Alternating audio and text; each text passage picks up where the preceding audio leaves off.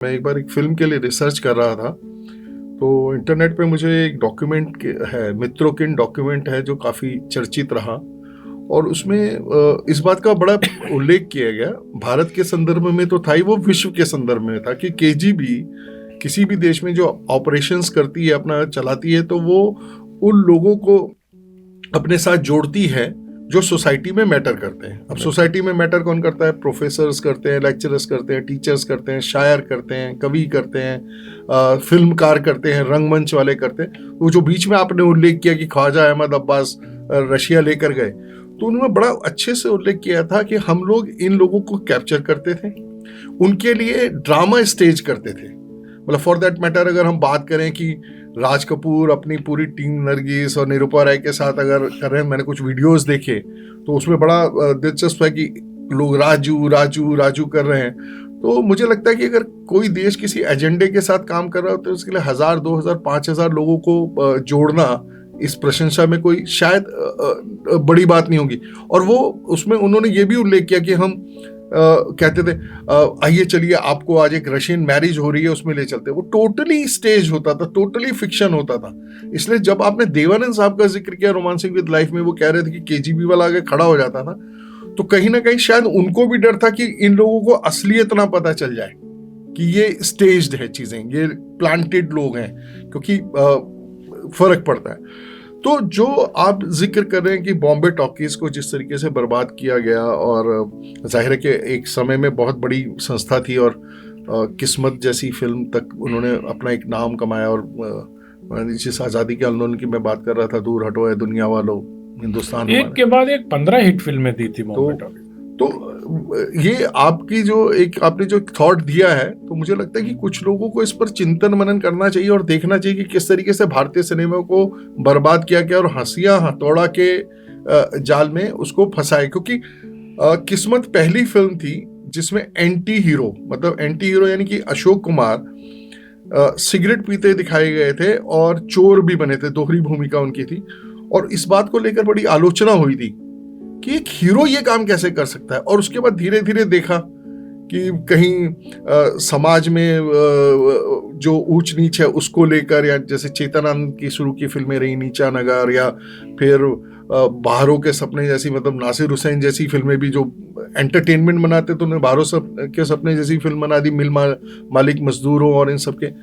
तो सोसाइटी में जो अनरेस्टनेस जो आई, क्या आप इस बात को कहना चाहेंगे कि ये जो जिस खास तरीके का कंटेंट डेवलप किया जा रहा था आइडियोलॉजिकल, उसके चलते समाज में ये सब चीजें खड़ी हुई? मुझे लगता है अतुल जी की अपनी आइडियोलॉजी को बढ़ाने के लिए वो सपोर्टेड बाय फिल्म था। वो क्योंकि जितनी फिल्मों का आपने नाम लिया, नीचा नगर से लेके किस्मत से लेके, इन सब फिल्मों को अगर फिल्मों के लिहाज से आप कसौटी पे कसेंगे तो आपको बहुत सारी विचार और विचारधाराएं इनमें दिखाई देंगी।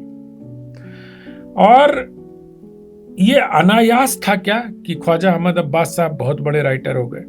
प्रतिभा होगी उनमें, मैं इस पर प्रश्न चिन्ह नहीं लगा रहा हूं, लेकिन उनकी जो लिखी हुई कहानियां थी, क्या भारतीय समाज तो देखो रिफॉर्म विद इन सोसाइटी करते हैं वो, उसके लिए भारत में किसी क्रांति की आवश्यकता नहीं होती है कि खूनी क्रांति हो गई या कुछ हो गया। हमारे समाज में अगर अस्पृश्यता थी तो हमारे समाज की अस्पृश्यता को समाज के अंदर से ही लोगों ने आवाज उठाई और उसको समाप्त किया। हमारे समाज में अगर जाति पाति अभी है तो समाज के अंदर से ही हो रही है बात कि इसको समाप्त किया जाना चाहिए। उसी प्रकार से जितनी भी कुरीतियां हमारे समाज में थी उसको दूर करने के लिए, लेकिन भारतीय सिनेमा इसको नहीं दिखाता। भारतीय सिनेमा हमेशा क्रांति की बात करता है। जो एंग्री यंग मैन की छवि गढ़ी गई, या उसके पहले जिस प्रकार से ठाकुरों को बुरा और दलितों को ये दिखाते हुए, पीड़ित दिखाते हुए फिल्में बनाई गई कि मतलब ठाकुर है तो वो बुरा ही होगा, ऊंची जाति का है तो वो तथा कथित ऊंची जाति, मैं तो कहता हूं उसको, ऊंची जाति का है तो वो अत्याचार ही करेगा। ऐसा नहीं था हमारे समाज में। हमारे समाज में सब लोग मिलजुल, मैं तो अभी बताता हूं, मैं ज्यादा 30 साल पहले की बात बताता हूं, 35 साल पहले जब हम गांव में रहते थे तो हम तो सब लोग एक साथ पंगत में बैठ के खाना खाते थे, तब तो हमें कहीं कुछ नहीं होता था। और हमारे यहाँ पर जब भोज होता था, तो मैं जिस गांव में रहता था वहाँ मुसलमानों की अच्छी आबादी है। मुसलमानों के लिए अलग खाना बनता था, हिंदुओं के लिए अलग खाना बनता था, और कभी इसका कोई मतलब मुद्दा नहीं बना। वो आते थे, अपना खाते थे, चले जाते थे, चाहे वो शादी ब्याह हो, चाहे मरनी वरनी हो, किसी चीज में। अब ये प्रवृत्ति क्यों बढ़ गई? ये क्योंकि भारतीय सिनेमा ने निरंतर निरंतर निरंतर हमारे दिमाग में ये भरा कि तुम ऊंची जाति हो, तुम नीची जाति हो। ऊंची जाति वाले अत्याचार करते, नीची जाति वाले अत्याचार सहते। होगी, मैं कहता हूं कि 100 करोड़ का देश था उस समय, 50 करोड़ का देश रहा होगा। 50 करोड़, 100 करोड़, 140 करोड़ के देश में अगर 10-20 घटनाएं हो गई, तो उसके आधार पर आर्टिकल 15 जैसी फिल्में बना के और पूरे समाज को वैसे ही पेंट कर देना, यह मैं उचित नहीं मानता हूं। मुझे लगता है कि कम से कम फिल्म स्कॉलर्स को तो इस पे बात करनी ही चाहिए। जैसे आपने आर्टिकल 15 का जिक्र किया, वो भी जहां तक मेरे को ध्यान है, यादवों मतलब दोनों जातियां बराबर ही थी, लेकिन उसको जब फिल्मीकरण किया तो उसमें ब्राह्मण और वो कर दिया। तो जैसे चक दे इंडिया के अंदर आप एजेंडा चलाते हो ना, वीर रंजन नेगी का नाम आप कुछ और बना देते हो, आप उसको कबीर बना देते हैं, कबीर बना देते हो, और ये भी बताते हो कि चूंकि वो कबीर है इसलिए उसके साथ अत्याचार होता है। ये खतरनाक है, ये खतरनाक। आप कबीर बना दो, उसमें कोई आपत्ति नहीं है। आप उसको सलाउद्दीन बना दो, उसमें मुझे कोई आपत्ति नहीं है। लेकिन ये तो मत कहो कि चूंकि सलाउद्दीन है इसलिए भारत में उसे उपेक्षा भाव दिया जाता है। और कहीं ना कहीं ये लगता है कि समाज को भी इस बात का एहसास, तो मुझे लग रहा है कि एक और समाज ने, सिनेमा ने ये सब तो किया, लेकिन जिसने लगातार किया और जो वास्तविकता है, क्योंकि ऐसा नहीं कि यहाँ नायक नहीं माने गए मुसलमान, क्यों नहीं माने गए? हमारे नायक, इतने सारे नायक हैं, मतलब वीर अब्दुल हमीद से लेकर और आप फिर अब्दुल हमीद से एपीजे अब्दुल कलाम तक आप यहाँ पर आ जाएं। तो सिनेमा ने खैर जिस तरीके से अपना रोल इसमें, सिनेमा से ज्यादा हिस्टोरियंस ने डिस्टॉर्ट किया। सिनेमा वाले तो क्या करते हैं, ऐसे हिस्टोरियन की किताबें उठा लेते हैं या फैक्ट उठा लेते हैं।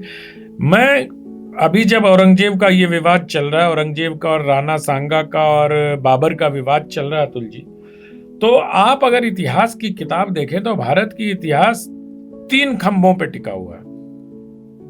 खास तौर पर मेडिएवल इंडिया का जो हिस्ट्री है वो 3 खंभों पे टिका हुआ है। खंभे कौन कौन से? Possibly, probably and it appears to be. अब इतिहास में कैसे लिख सकते हैं आप कि possibly Rana Sanga sent an invitation? It appears that Rana Sanga sent his embassy to Babur. Probably at that time, मतलब 4-5 किताबों में मैंने देखा, कोई पॉसिबली कह रहे हैं, कोई प्रोबेबली कह रहे हैं, और कोई कोट नहीं कर रहा कि हम किस सोर्स से कह रहे हैं। लोग बाबरनामा देखे भी नहीं होंगे, बाबरनामा की शक्ल भी नहीं देखी होगी कुछ लोगों ने, और वो बाबरनामा पे ज्ञान दे रहे हैं।